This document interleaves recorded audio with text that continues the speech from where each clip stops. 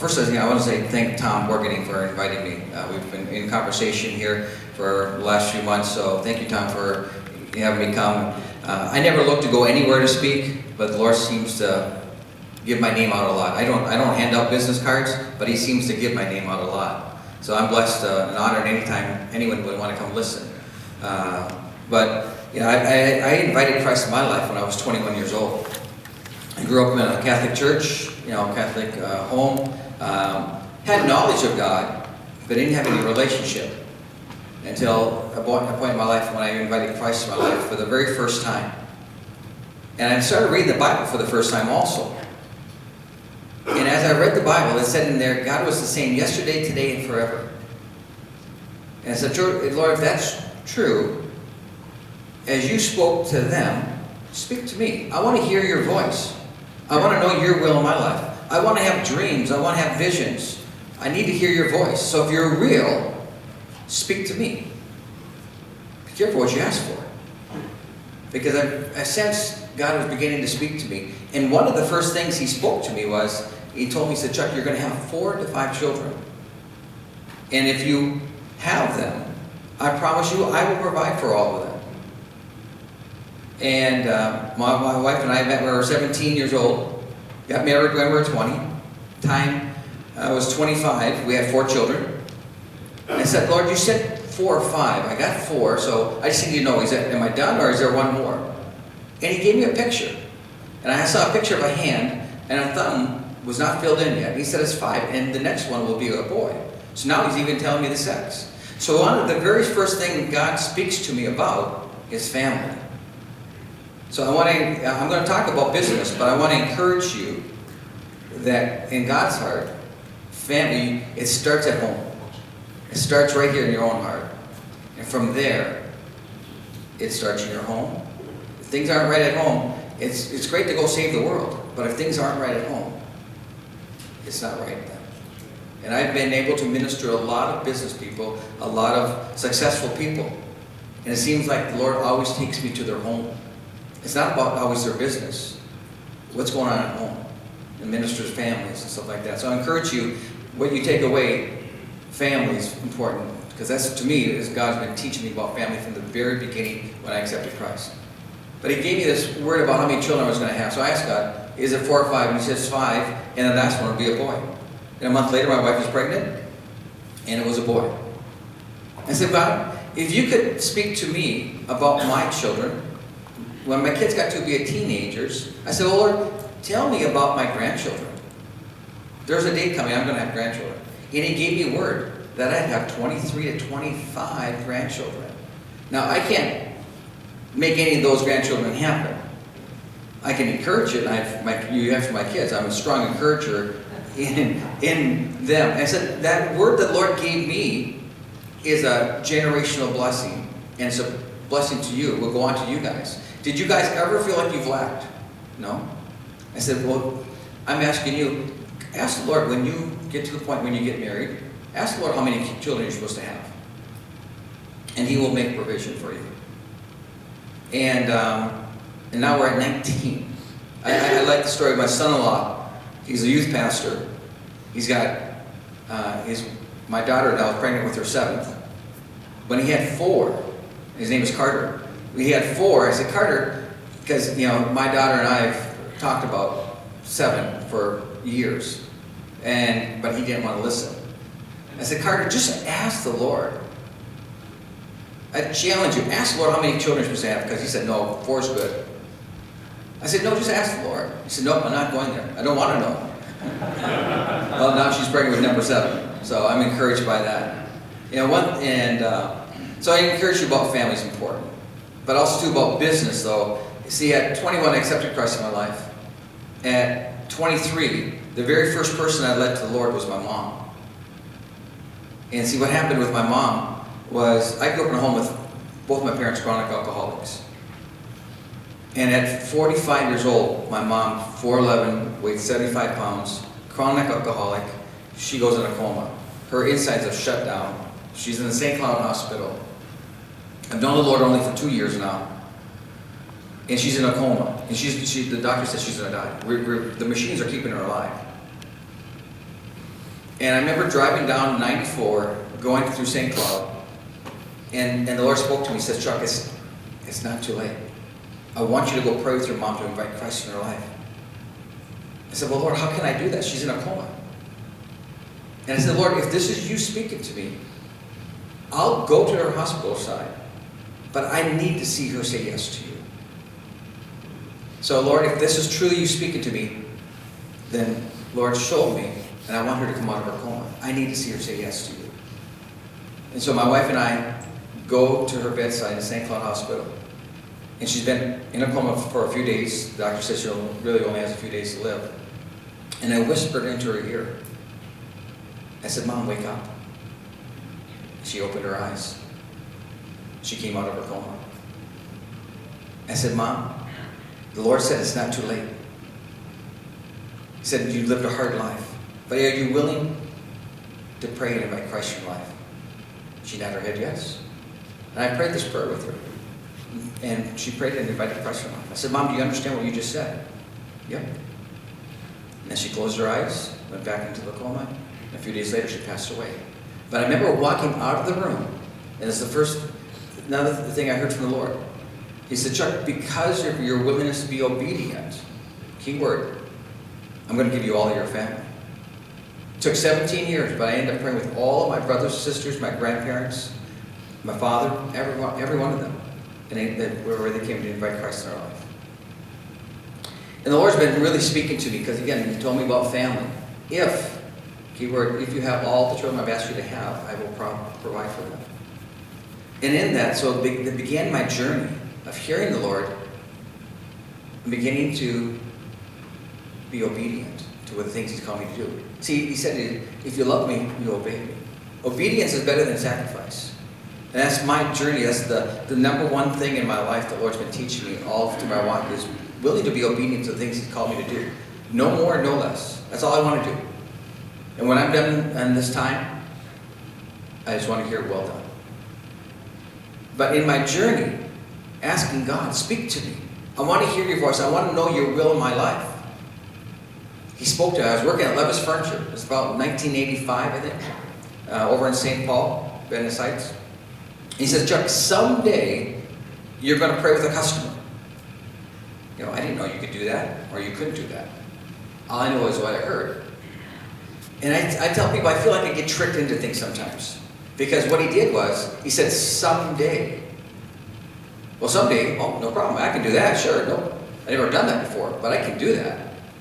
Well, I worked with a lot of people for the next 3 months. And I never felt the Lord tell me anything about anybody or anything. Never done that. The only person I've ever prayed with was my mom. I'm 25 years old at the time. And then a particular gentleman walked into the store. And the Lord said, this is the one. And I knew right away what He meant. Thinking, no, Lord, I can't. I've got a bad week going. I'm on commission. What if he thinks I'm nut? He walks out the store. I can't. I mean, I started coming up with all kinds of excuses that I can't do this. And as he began to approach me, took a deep breath and said, okay, Lord, I'll do it, but I don't know how. My number one prayer, still pray today, Lord, open the door. If this is you, open the door, because I don't know how to do this. And the stranger comes up to me. He was looking for a mattress. And as we walked down the aisle to show him a mattress, all of a sudden this stranger begins to tell me the woes of his life. He's divorced. He's got custody of the kids. Life really stinks. And he stops and says, why am I telling you this? I said, well, I know why. I said, God spoke to me 3 months ago and told me somebody like you was going to come into the store and I was supposed to pray with you to invite Christ in your life. Could we do that? He said, okay. I mean, that's simple. He said, the Lord gave me a word years ago. He said, Chuck, I'll never send you to anybody that will ever break the word I've given you as long as you give it in the moment time I tell you to give it. So one of my prayers is, Lord, never let anything come out of my mouth before it's time, but never let anything stay in it that needs to come out. And there's moments where I meet people and I'm thinking, what did I just say? But all of a sudden I've seen something's going on in their life that they just got touched by God. There's times where I see something's going on and I really want to say something, but nothing comes out. And so I want to make myself available for whenever God wants to use me, for whenever He wants to use me. You know, one thing I tell people, I'm finally getting comfortable being uncomfortable. Just get used to it. That's one of the first signs I find. You know, people say, well, Chuck, how do you know it's God? Well, are you uncomfortable? That's probably the first sign to me that God's in it. So this gentleman prays and invites Christ in his life. And something really important happened right after that. He bought the mattress. And God spoke to me. This is why, one of the reasons you're even here today. He spoke to me at 25 years old. This is not what they teach where they're teaching this in the church. This is what God was teaching me at that moment. He said, Chuck, I just proven to you that you're going to be able to do ministry and prosper at the same time. So at 25 years old, God began to speak to me about doing ministry and doing business all at the same time. Not that I prayed with every single customer that came through at Levis Furniture, but it happened again and again and again. And another situation came in my early walk with the Lord is my wife told me about a neighbor of mine that had a brain aneurysm. And he almost died. And he had to go into surgery the next day. Now this is a neighbor I have never met. They're fairly new in the area. My wife was doing some daycare for one of their children. But she had told me the story about this guy that almost died. So what I do is I go down and have my prayer time before I'm leaving for work. And the Lord, and I started praying for my neighbor. And the Lord said, stop praying for him. I said, Lord, aren't we supposed to pray for the sick? He said, yes. But he said, I want you to stop praying for him because I want you to go pray with him. Uncomfortable. Don't know the guy. And what do you want me to do? And he said, and he gave me this word. He said, Satan's been playing with his life. It's not, his time is not up yet. And I want you to go and tell him that. And I want you to pray with him about Christ's life. A guy I never met before. But see, it's a key thing is, so many of us, we get comfortable. When we're getting comfortable, I'll pray for you.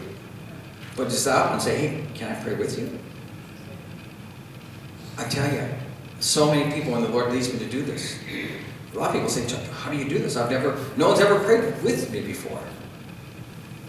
And what happened is, right away I'm going to ask the Lord, I said, okay, Lord, but I don't know him.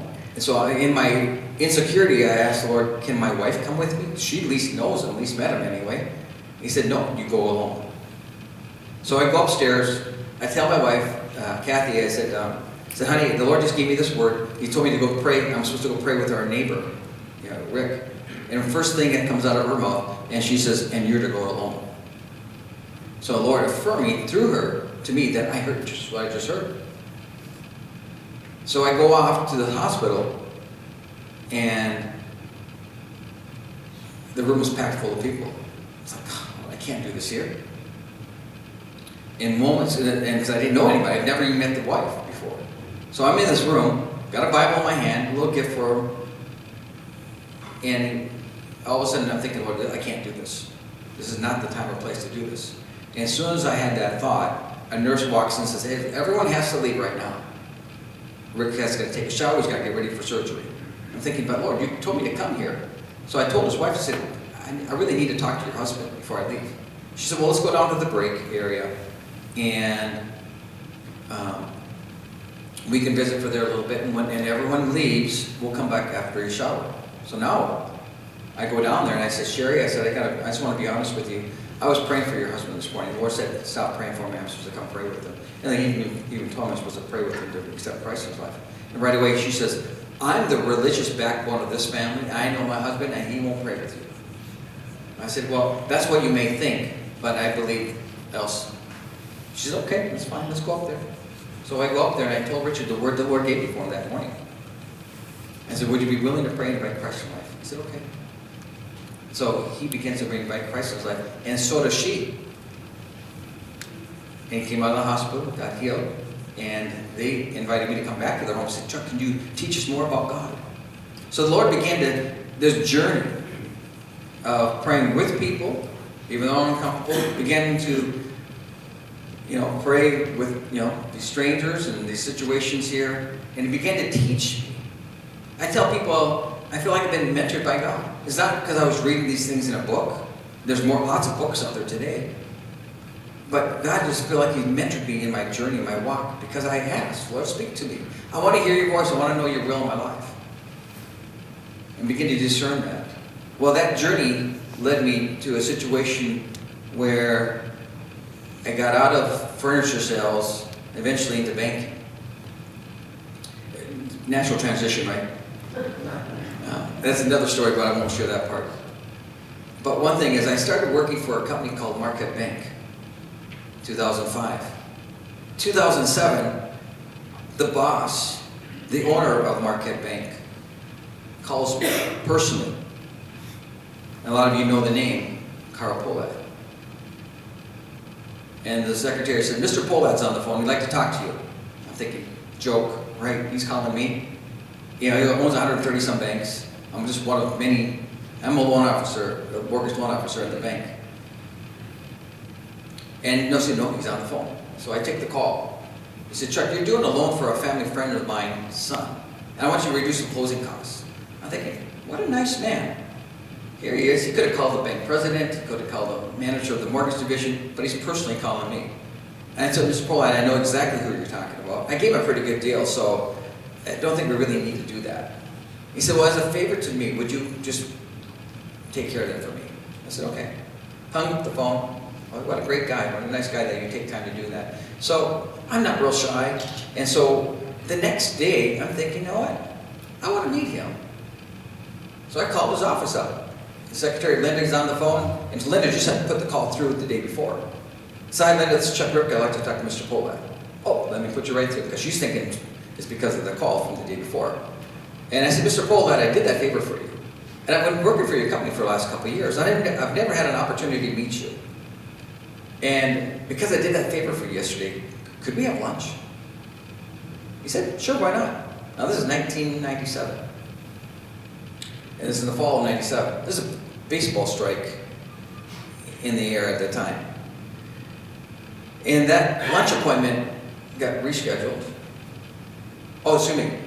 When he said yes, I hung up the phone, and the Lord spoke to me and said, Chuck, not only are you going to meet him for lunch, but you're going to pray with him to invite Christ in his life. I'm thinking, cool. You know, and again, is that someday type of thing? Someday, you know, you're going to meet him someday? Well, that lunch appointment got scheduled, and then rescheduled, and rescheduled. And now, after 4 or 5 months down the road, I'm getting a little frustrated with God. I said, God, you told me I'm going to meet him. I'm going to pray with him. And he said, Chuck, he said, I want you to, now again, this is another learning experience here. He said, I want you to pray for him. This is a guy I've never met before, I didn't know anything about. He said, I want you to pray for his heart to be ready to receive me for when it's time. So in our enthusiasm, sometimes we get a word from the Lord or get something for somebody. We want to go spill it out and do it right now. But I just see God saying, pray for him. So he'd be ready to receive me when it's time. So I began to pray for a man, my boss, for the next almost year. That lunch appointment got rescheduled. And finally, October 20th, 1998, Linda had called me a few days before that. She says, we're definitely doing this. We're going to do this. I promise you we're going to do this. And so we went, I go and we get the lunch appointment scheduled now. Now, here's the morning of. I'm extremely uncomfortable now. Because today's the day I've been waiting for, but I don't know if it's really going to happen. And I'm even doubting, did I really hear that? And I'm battling all these different thoughts. And I told my wife, I said, I don't know why, but I keep praying for his wife Eloise for the last few months too. She said, well here, I happen to make some banana nut bread this morning. Why don't you, let's wrap it up in some foil. It's got taking, you take some food over to your neighbor. And she wraps it up, and she's here, why don't you take it down and give it to him to give to her?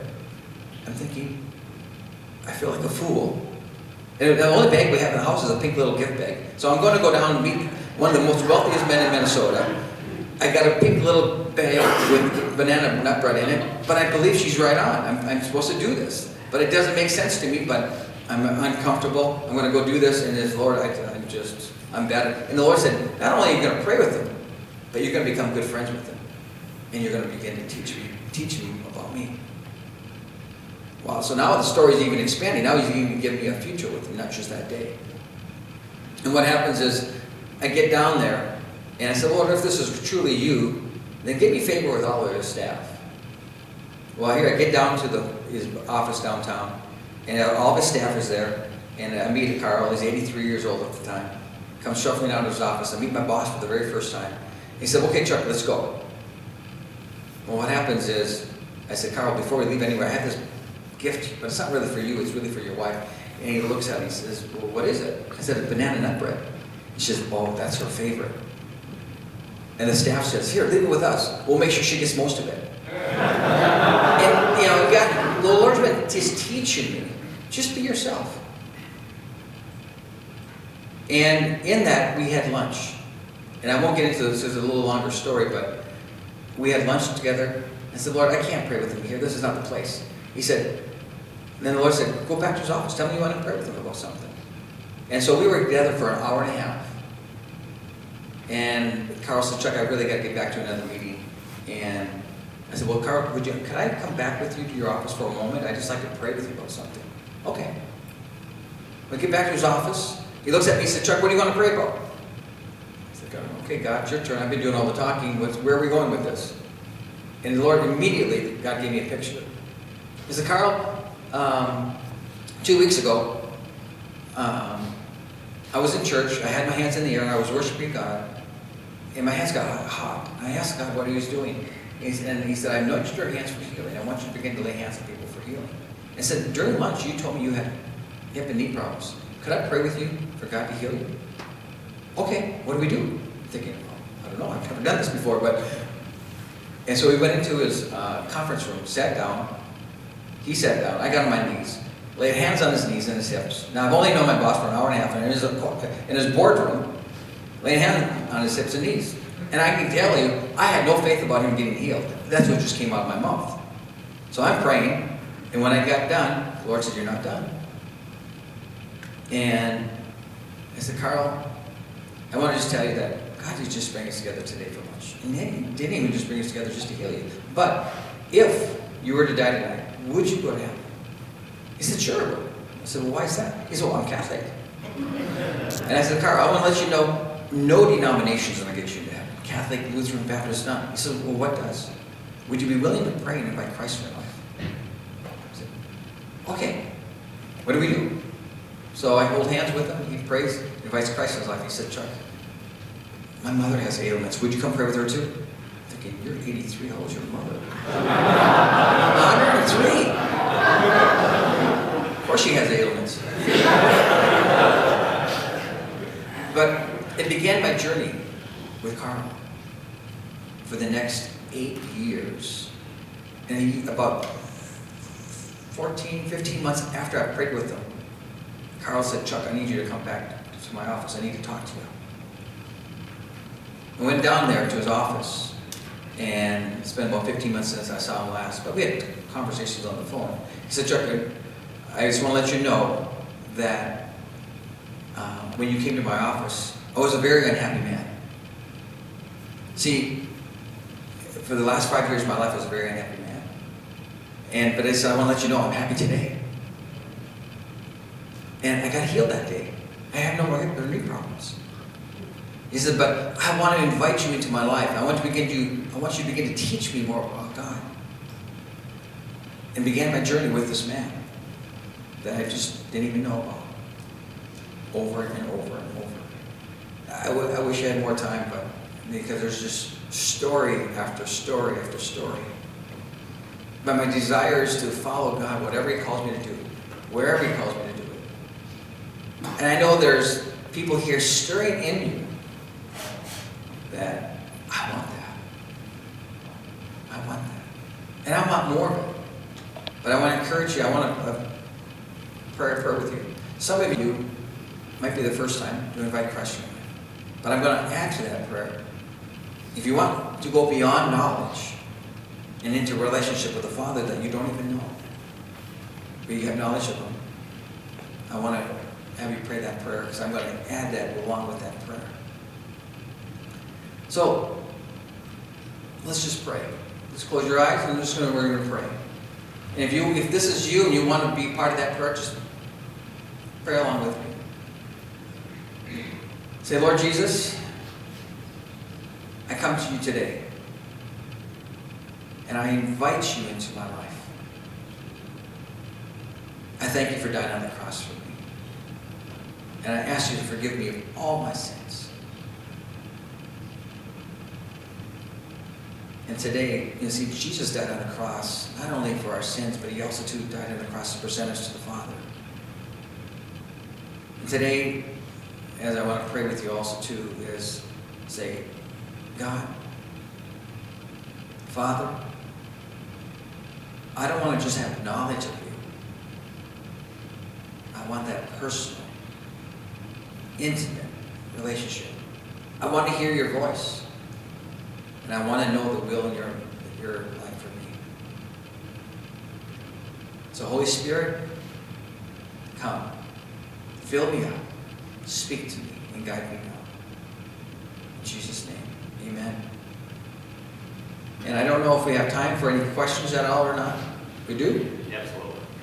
Anyone have any questions on anything going on? I mean, it seems like any question going on tends to lead to another story, so. Huh? How do you know you hear his voice? Like, what's your indication? That's probably the number one question I get. A lot of people say, well, how do you know? How do you know? I had the introduction of that, the bank, and I didn't even get a chance to even get into the stories about the bank, but I had the largest newspaper from Germany. The German Times came in, and the reporter said, how do you know it's God speaking to you? So I asked for a sign at times. Not always, but a lot of times I asked for a sign.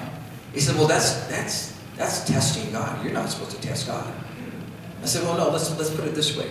I said, you had to drive from the Minneapolis airport, and you had to get all the way to Elk River. The only way you could find your way to Elk River is you had to follow the signs to know that you're going the right direction. That's what I'm just asking God. Give me a sign. Am I going the right direction? Am I in your will? And that's, again, like I said before, the simple sign is, because I'm asking the Lord, that's not, I don't hear him audibly, but at times it's almost to the point of being audible. But I need to hear you, Lord. Speak to me. It's not my thoughts. It's God. So God, give me your thoughts. See, I have the mind of Christ.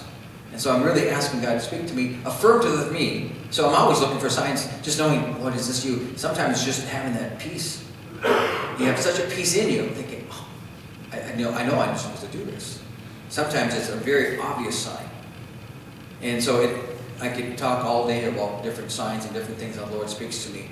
But in that, my desire is, Lord, again, if it's you, I don't want to hold you back. So bring it out. Or sometimes give me a thought. What am I supposed to say to this person? So I'm still telling people, I'm still practicing. I'm still pressing in. I'm still asking God.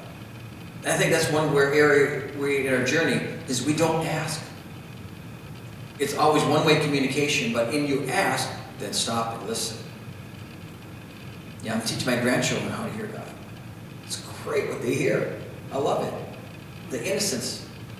See, in our adulthood, we get to the point where the enemy comes in and says, oh, no, that's not God. No, he wouldn't want that to happen. No, you shouldn't go do that. So, anyway, we could talk more about that, but any other types of questions people have about anything? Love to answer those for you. Yes? Do you have any stories of people saying no, that they don't want prayer?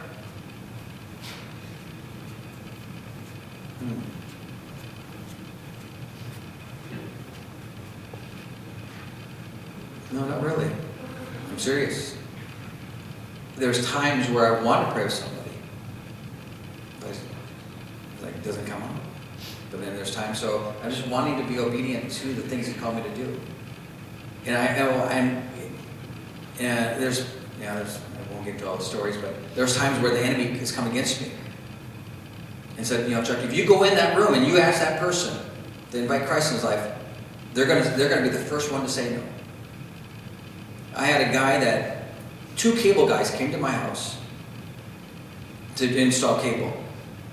both mom, and my kids were all, everyone was gone, and they're installing, it's gonna take them a few while, and it was over lunch, so I invited them to come into my house for lunch. So we're having lunch, one of the older guys said, Chuck, why did you invite me in for your house? No one's ever done this before. I said, well, I felt God encouraged me to just say, have you come in for lunch. Oh, okay. So he eats and he gets up and leaves, but there's a younger guy at the table named David. He said, Chuck, I used to hear God that way. Could you pray with me to hear God again? So I prayed with him. He said, David, the Lord told me I'm going to pray with your boss to lead him to the Lord today before he leaves my house. Oh, he'll never do that. I know him. I said, that's what you may think, but anyway, I'm going to go into my garage, just getting ready to leave. And he said, if you walk out there, you'll be the first one to say no. I'm thinking, it doesn't matter if they say yes or no. I just want to be obedient to what God's called it. I'd rather risk, and it doesn't really matter. It's not about yes or no. I just want to be obedient to what you call me to do. So I walk out to the garage and I ask this gentleman, I talked to you about, the Lord told me that, but I still want to pray with you. Would you like to hear the voice of God in your own life? He said, oh yeah. And then at that moment, he was going to pray to invite Christ in his life, and David walks into the garage. I say, David, come over here. Your manager is going to invite Christ.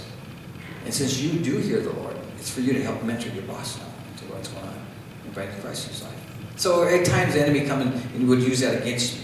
But again, I always just brush it out. And then also too, I said, if he's not going to invite Christ in his life, why are you telling me that? You don't care about his life. So be removed. Now you just affirm to me he is going to accept Christ. Yes? I'm just curious, what have been speaking anything for 2013? About just economically or just anything? That's a pretty big question. So there's a lots of things going on, and that would be another time I come back. I'd love to share with you what the Lord has been speaking to me about now and going forward. But I just encourage you, be ready, be available. And I like Jack's testimony. I've gone through the ups and downs of life. And as long as I know God's in it, people say, well, God can't be in it when you're going through all these struggles. I said, oh, I guarantee he is. Because in those seasons that we go through, there's a refinement he takes us through. Because we say we trust him, right, Jack? We say we trust him. But when it comes to that testing time, will you stay the course? Will you continue to stand and trust me? And it's easy to say, yeah, I trust him when things are going good. But when adversity comes, will you still trust me? And I remember reading the Old Testament and reading all these great stories about these great men and women that have done these great things. And when I made a comment to God one day, I said, Lord, I don't know if I were them, if I would have that kind of faith. If that I could do what they were able to do. You see, because what happened is, in some of their greatest adversities, right after that came their greatest victories. And God spoke to me and said, oh, you do have that kind of faith. Let me show you. And then we go through these seasons of adversity. But God is so good. And so, as long as I know he's in it, I can come through it. Yes, sir. Would you tell us a little bit about the inspiration for your book and then the process you went through to write that? Yeah, well, it's a funny thing is, I got friends of mine that want to write a book. I had no desire to write a book. But friends of mine, over the years, to me, in my walk, my journey with God, it's just really simple. It's just desire to be obedient to what I hear my Father do. So what did Jesus say? I only do as my Father shows me. And so I'm asking God, show me. What do you want me to do? I want to hear your voice. I need to know what you're doing. And so to me, it just becomes just part of my life. It's just who I am. But in that journey, these great stories started coming. It started evolving. And I would just start sharing my faith. I thought I was just more open than most people. And so I'd share my stories, but I thought we're all the same. And then, but for years went along, and then my friends began to tell me, said, Chuck, you got to write a book someday. You got so many stories. I'm thinking, sure, someday. Guys, I'm not a writer. I mean, I have a hard time spelling, And so I think, I knew someday I'll fly up to Minneapolis, come to Elk River, and I want to sit with you in a restaurant, and I want you to tell me some stories. I want to see if you have a book in you. He came to Elk River, sat down with me for 3 hours in a restaurant. I just started sharing some stories. After we got done, after 3 hours, he said, Chuck, you've got at least 3 books in you. I'm thinking, I want you to have a signed contract. I want you to write 3 books. I'm thinking, God, I don't want you to write 1, and now it's 3. He said, I know you're not a writer, so I'll hire a writer to come alongside you, and I'll pay you, Chuck, to write the book. And so a writer came to my house with a tape recorder, and he sat in my house for 3 days, and he just asked me questions. And God's given me, I'm really a storyteller. And He's given me the ability to tell stories, remember stories, the details. And I just told stories for 3 days to this writer. He recorded them all, went home, began to type them up, and came back and wanted to. My wife is a great editor. She edited all the stories. But we had to come up with the name of the book. Thinking, okay, Lord, what? Obedience. That would be a great title for a book, wouldn't it? I don't think anybody would want to buy that book. I said, Lord, what's the name of the book? And I'm asking. And all of a sudden it came to me. The day I prayed with Carl Polak, I got back to my office. This is October 20th, 1998. Got back to my office and God spoke to me. And He said, Chuck, I want to let you know I trust you. This is hearing God tell me He trusts me. And I got really uncomfortable. Extremely uncomfortable. Very honoring, but uncomfortable. I said, no, Lord, I trust you. Everything you sent me to go do, you've done. He said, if you trust me, take me out of the box you put me in. You limit me what I want to do in your life. See, in our own mind, we think what God could use us for. But God says, let me show you. And so the name of the book is God Out of the Box. Learning how to take God out of the box. We limit what we think He can do with us. And to me, since October 20th, 1998, since I've taken God out of the box, God has accelerated my walk, my journey. And He's taken me around the world to be uncomfortable. But I wouldn't want to be any other place. I've been blessed.